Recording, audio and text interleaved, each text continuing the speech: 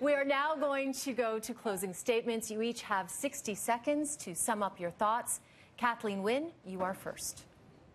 So I want to thank City. Thank you very much, Cynthia. Thank you to everyone who was here and everyone who watched.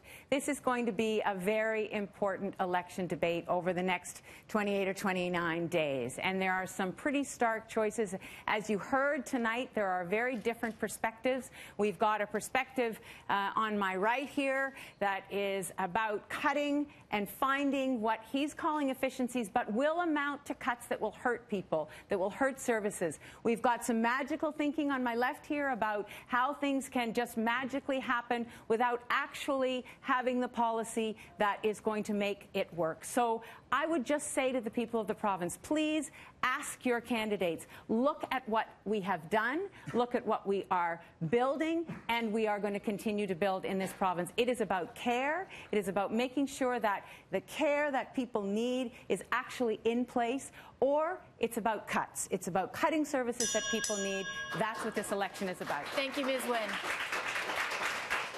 Andrea Horwath, you have 60 seconds. Thanks very much, and I'm glad folks had a chance to tune in to see exactly what's in store in the campaign. While Mr. Ford and Ms. Wynne fought about who's going to make the worst Premier of Ontario, I think this election's our opportunity to do something completely different. We don't have to choose between bad and worse. We can actually have change for the better in our province. Just imagine a province where everyone can afford the prescription drugs that they're prescribed by their doctor. Imagine a province where people can get their dental work done, where we own more of and pay less for our hydro system, where young families can not only afford a home, but they can afford the child care that they need, where we have a seniors care system that offers our seniors dignity. That, for me, is not just a dream, that's a plan. And you can help make that happen. Together, we can change this province for the better on June 7th. I hope you're with me. Thank you.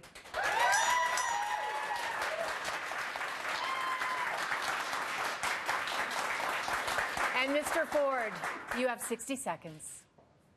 Well, after 15 years of mismanagement, scandals, and waste of your hard-earned tax dollars, the Liberal government is desperate to hold on to power, to continue lining the pockets of their friends and their Liberal insiders.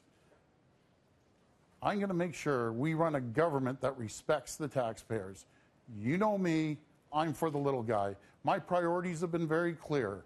I'm going to make sure that we reduce the wait lines at hospitals. I'm going to make sure that we put money back into your pocket, clean up the hydro mess, and make sure we reduce taxes. We will create a government for the people. We will bring accountability, transparency, and integrity back to the great taxpayers of Ontario. Thank you.